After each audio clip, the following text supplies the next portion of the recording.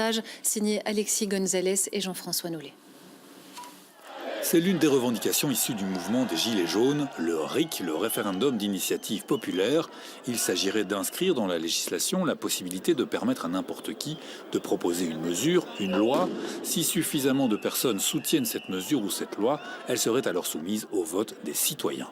Le RIC est au cœur des revendications des Gilets jaunes en France. Il fait aussi son chemin en Belgique où un collectif de citoyens milite pour le RIC en rencontrant des élus comme ici et des Gilets jaunes sur le terrain.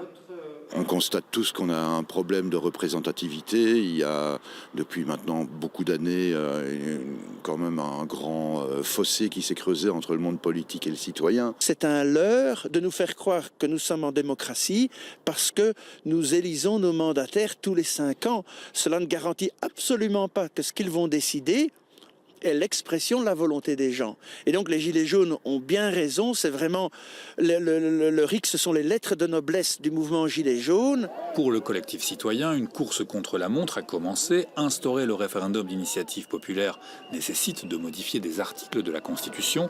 Pour cela, il faut que le Parlement approuve une déclaration de révision de la Constitution avant les prochaines élections législatives. Cela doit se faire à une majorité des 2/3 et adopter dans une loi, un parcours a priori difficile.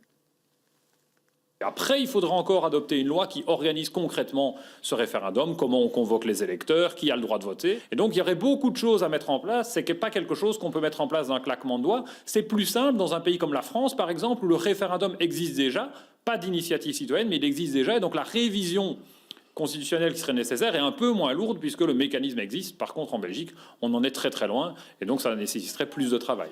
L'arrivée du référendum en Belgique, si elle doit se faire, ne sera pas chose aisée. Seule existe déjà la consultation populaire en Wallonie, mais jusqu'à présent, l'utilisation et la participation à ce mécanisme sont très faibles. Yvan Glyn, pourquoi est-ce que vous en faites une priorité aujourd'hui, ce référendum d'initiative citoyenne? Parce que ça permettra de pouvoir gérer beaucoup de choses derrière, que ce soit la justice sociale ou la justice fiscale ou la justice environnementale. Vous avez l'impression que c'est la seule manière de faire entendre la voix des citoyens aujourd'hui? Oui, je pense qu'il faut absolument avoir quelque chose qui permette aux citoyens de pouvoir s'exprimer et pas seulement d'élire des politiques qui vont instaurer des choses qui vont à l'encontre des citoyens.